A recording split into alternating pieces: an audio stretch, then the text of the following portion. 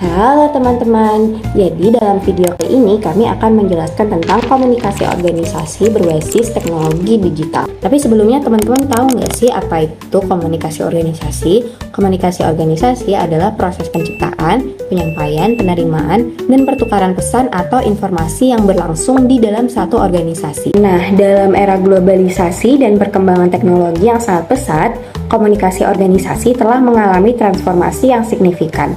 Teknologi digital telah menjadi elemen kunci dalam memodernisasi dan mengoptimalkan proses komunikasi di berbagai organisasi, mulai dari media sosial, email, hingga platform kolaborasi berbasis cloud. Teknologi digital telah merubah cara individu dan tim berkomunikasi dan berkolaborasi dalam lingkungan profesional. Nah, permasalahan yang ada dari komunikasi organisasi berbasis teknologi digital yang pertama yaitu kebanjiran informasi atau information overload, yaitu penggunaan teknologi digital dalam komunikasi organisasi dapat menyebabkan banyaknya pesan, email, dan notifikasi yang harus dikelola karyawan setiap hari.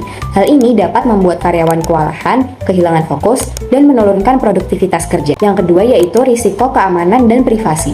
Adopsi alat komunikasi digital meningkatkan risiko pelanggaran keamanan dan serangan cyber karena banyaknya data sensitif yang dipertukarkan melalui jaringan organisasi. Selanjutnya yaitu pengurangan interaksi tatap muka. Pergeseran ke komunikasi digital dapat mengurangi frekuensi interaksi langsung antar individu yang berpotensi mengubah dinamika hubungan interpersonal dan mengurangi kepercayaan serta kerjasama tim. Selanjutnya yaitu batasan antara kehidupan kerja dan pribadi yang kabur, di mana kemudahan akses teknologi digital membuat karyawan merasa tertekan untuk selalu terhubung dan merespons pesan di luar jam kerja yang berdampak negatif pada kesejahteraan mental dan keseimbangan hidup mereka.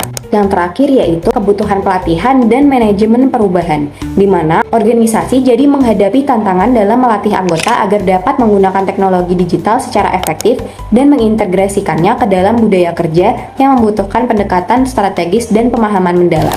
Lalu bagaimana sih contoh fenomena terkait konflik pada komunikasi organisasi melalui teknologi?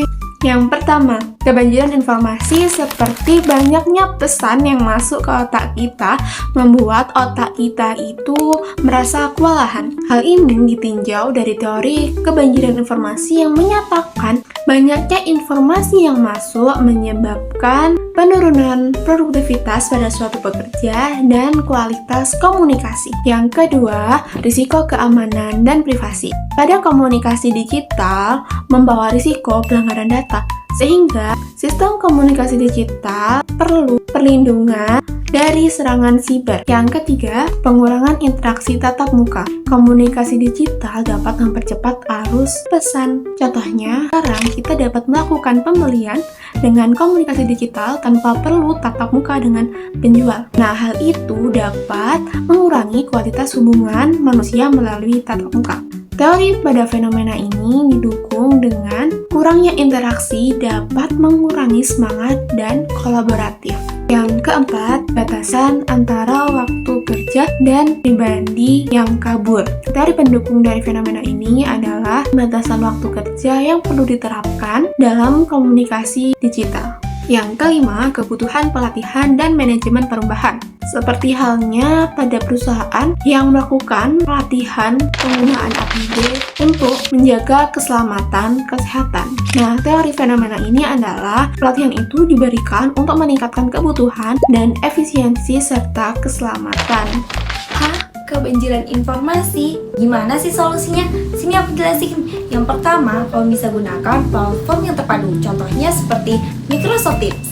Yang kedua, kamu bisa jadwalkan waktu khusus untuk membaca pesan dan waktu khusus untuk membalas pesan. Risiko keamanan dan privasi, gimana sih solusinya? Kamu bisa gunakan enkripsi end-to-end atau VPN. Kamu juga bisa lakukan pelatihan keamanan siber dan audit rutin sistem komunikasi. Solusi dari pengurangan interaksi tatap muka. Yang pertama, jadwalkan pertemuan tatap muka atau video call untuk rapat penting.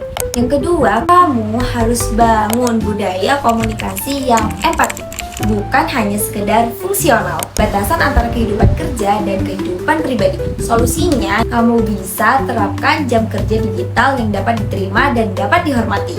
Solusi dari kebutuhan pelatihan dan manajemen perubahan. Adakan pelatihan berkala yang menggunakan alat komunikasi digital.